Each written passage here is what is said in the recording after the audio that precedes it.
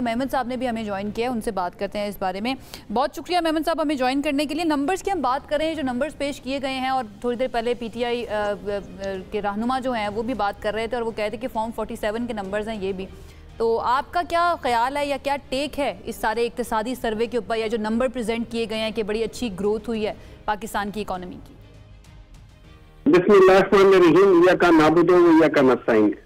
जब भी हम बजट की बात करते हैं हम 3-4 चीजें इकोनॉमिकली हम देखते होते हैं, जिसमें सबसे इम्पोर्टेंट चीज ये हो जाती है कि जो आप टैक्स कलेक्ट कर रहे हैं वो उसमें से कितने फीसद टैक्स जो है वो डायरेक्ट टैक्सेस में से और कितने % जो है वो इनडायरेक्ट टैक्सेस में से है।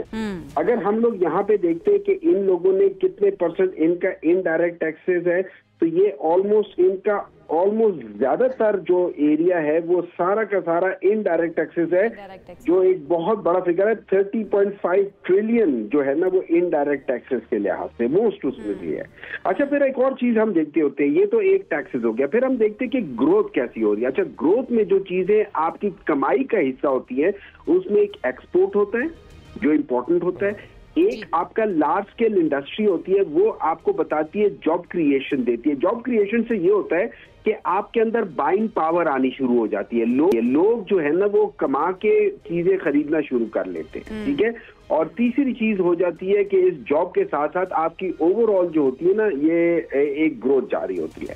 अच्छा, तीसरी चीज है जो आपका, चूंकि पाकिस्तान जो है ना वो एक एग्रीकल्चर कंट्री है और इसमें हम लोगों का एग्रीकल्चर का जो वो है वो तकरीबन 40% के करीब है, कि हम कहते हैं कि इतना हमारा एग्रीकल्चर पे बेस करता है। तो अगर हम इन 3-4 चीजों को करके देख लें तो आप ये देखिए, एग्रीकल्चर आपका -13% गया है, मतलब माइनस में गया है, ठीक है।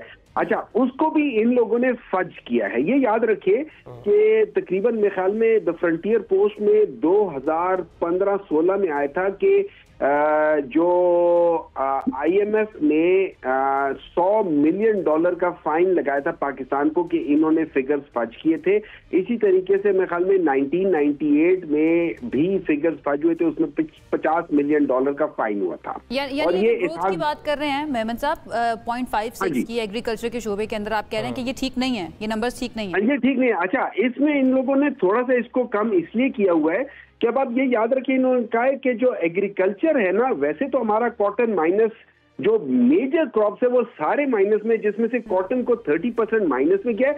और ये याद रखिए, अब इनकी पॉलिसीज देखें, कॉटन जो आप इंपोर्ट करते हैं उसके ऊपर कोई टैक्स नहीं है, और जो आप होम ग्रोन कर रहे हैं उसको प्रमोट करने के बजाय उसके ऊपर 18% टैक्स कर दिया है। तो उसकी वजह से ओवरऑल कॉटन प्रोडक्शन -30% चली गई है। फिर इन्होंने कहा है, ये हमारे दौर पे हम पे हंसते थे कि जी ये कट्टा वो लेला और पता नहीं क्या क्या बातें करते रहते थे। आज इस लेला हुकूमत ने क्या किया है, इन्होंने अपना जो लाइफ स्टॉक जो है ना उसको 200% ग्रोथ शो किया है, क्योंकि ये मेजर नहीं कर सकते। पाकिस्तान की हिस्ट्री में पहली बार हुआ है कि 30% जो आपका लाइफ स्टॉक ये जो ईद गुजरी है इसमें 30% जो है ना वो वापस चले गए हैं। इतना ज्यादा आज तक नहीं हुआ, पिछले 78 सालों में नहीं हुआ। तो उसके लिहाज से इन्होंने थोड़ी सी फजिंग की थी। फिर ये लोगों ने क्या किया, फजिंग कर रहे हैं। अब ये सोचिए, लार्ज स्केल इंडस्ट्रीज हमारी माइनस में जा रही है और वो श्रिंक हो रही है। तो इसका मतलब है जॉब क्रिएशन पाकिस्तान की हिस्ट्री में जो जॉबलेसनेस है वो कैटास्ट्रोफिक लेवल तक पहुंच गई है। देखिए, सब कुछ तो बुरा नहीं है ना। ये करंट अकाउंट सरप्लस की बात करते हैं, वो रहा है 1.9 बिलियन। उसके साथ रेमिटेंसेस जो है वो बहुत ज्यादा बढ़ गई है, पर कैपिटल इनकम बढ़ गई है। मैं आपको उधर बता रहा हूँ। देखिए, इस तरह होती है, पर आपकी जो पॉलिसीज होती है ना, जो आपकी इकोनॉमिक स्ट्रेटजी होती है, या वो कॉन्ट्रैक्शन बेसिस पे होती है कि आप अपनी इकोनॉमी की कॉन्ट्रैक्ट करते हैं। उसमें ये हो जाता है कि आप सब चीजों को छोटा कर देते हैं तो आपका ये सरप्लस और ये सारी चीजें आ जाती है। या आपकी एक्सपेंशनरी वो होती है कि भाई अपने एक्सपैंड करते हैं। एक्सपैंड करने में आपने ग्रोथ दिखाना होता है, अपने लार्ज स्केल।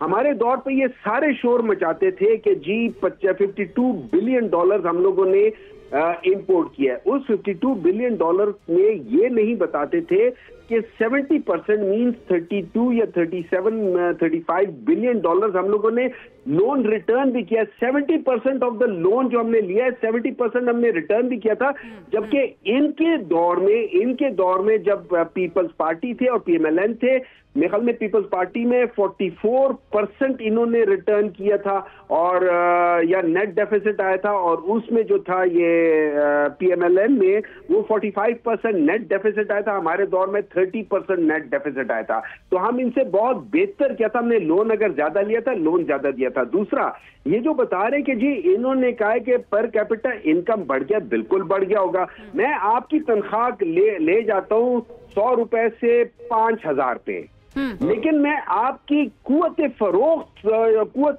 खरीद को 50% कम कर देता हूं। तो हर वो चीज जो पहले आप लेट से आपकी जिनकी तनख्वाह 1 लाख रुपए थी, आज उस तनख्वाह की वैल्यू 60,000 भी नहीं रही। ठीक है, मतलब जिस रेशो से